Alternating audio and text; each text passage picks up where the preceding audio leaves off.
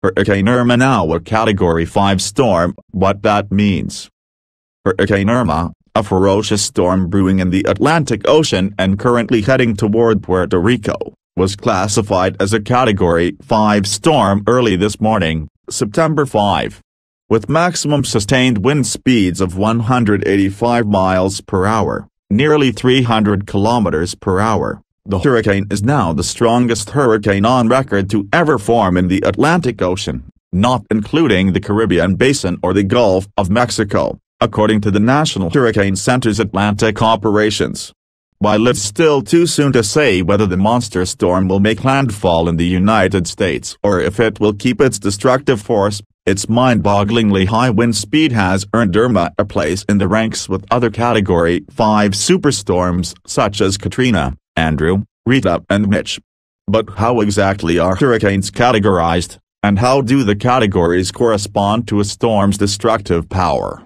Hurricane Season 2017 Guide. It turns out that the scale, which was invented in the 1960s, may not take into account other destructive factors that have more impact on people's lives, experts said. There are hazards, such as rainfall and storm surge, which are not captured by these scales, and the maximum sustained winds are only felt in the eye wall, the small area surrounding the eye, of the hurricane, said Neil Dorst, a meteorologist with the Atlantic Oceanographic and Meteorological Laboratory, part of the National Oceanic and Atmospheric Administration, NOAA. Most people who experience a landfalling cyclone don't experience the peak winds. The Saffir-Simpson scale, the current system used to categorize hurricanes, is called the Saffir-Simpson scale, and it was created in 1965 by Herbert Saffir, an assistant civil engineer for Miami-Dade County in Florida, as a method for evaluating wind damage from the storms, Dorst told Live Science in an email. The United Nations Center for Building had requested an assessment of storm damage as it related to wind speed, in order to make recommendations for building guidelines in storm-plagued areas, Dorst said. Saffir looked at wind speeds for different hurricanes, then he visited the areas that were damaged and assessed how damage corresponded to wind speed, Dorst said. Originally, the 5 categories he named were evenly spaced by wind speed.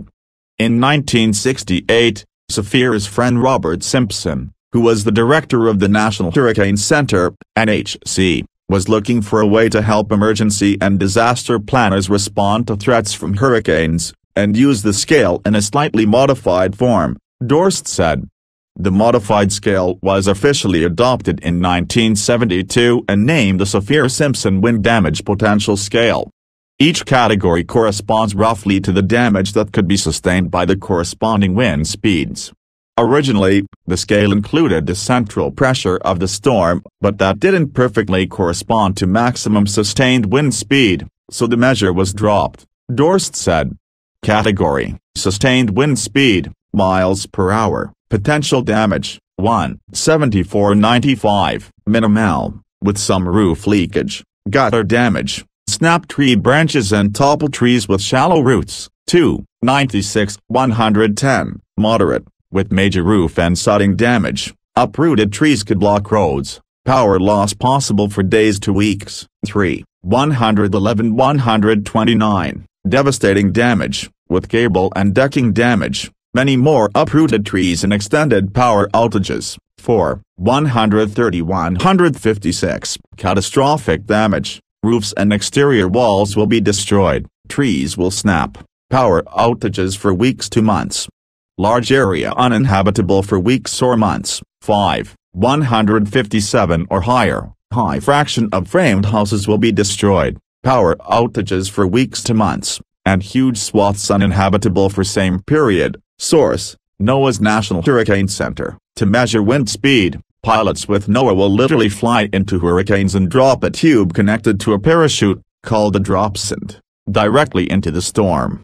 This will measure not only wind speed, but also things like pressure, humidity and wind direction, according to the Hurricane Hunters Association, which is the association of the 53rd Weather Reconnaissance Squadron, part of the Department of Defense.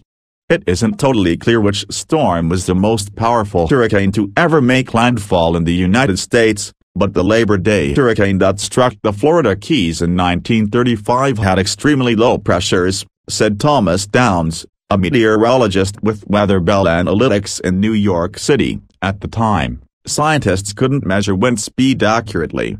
And Hurricane Camille, which made landfall around Mississippi in 1969, was one of the strongest storms to ever hit the continental United States, with maximum wind speeds of 175 miles per hour, 281 kilometers per hour, Downs said. Limitations of the categories. In recent years, however, there's been a growing realization that wind speed doesn't tell the whole story of a hurricane's destructive power.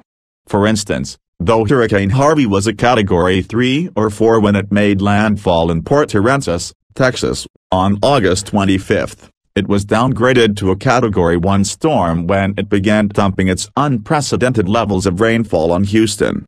Hurricane Sandy was technically only a Category 1 storm when it hit the coast, but its storm surges seemed to more closely correspond with those usually seen in Category 3 storms, Downs said. Currently, there is no single scale that can capture the potential for storm surge damage, because the exact place a storm makes landfall has a huge impact, Downs said. Each hurricane is unique, Downs told Live Science. The difference of a few miles can mean a whole lot. For instance, the steepness of the continental shelf and the coastline geometry will determine how much water is pushed up by a storm, and that can vary on a mile-by-mile basis, Downs said. Meanwhile, storm track forecasts can be off by tens or hundreds of miles many days in advance. By 36 hours prior to landfall, scientists can make better forecasts of a storm's track and therefore more accurate storm surge predictions, Downs said. The NHC now issues separate storm surge warnings for landfalling storms because of this variation, Dorst said.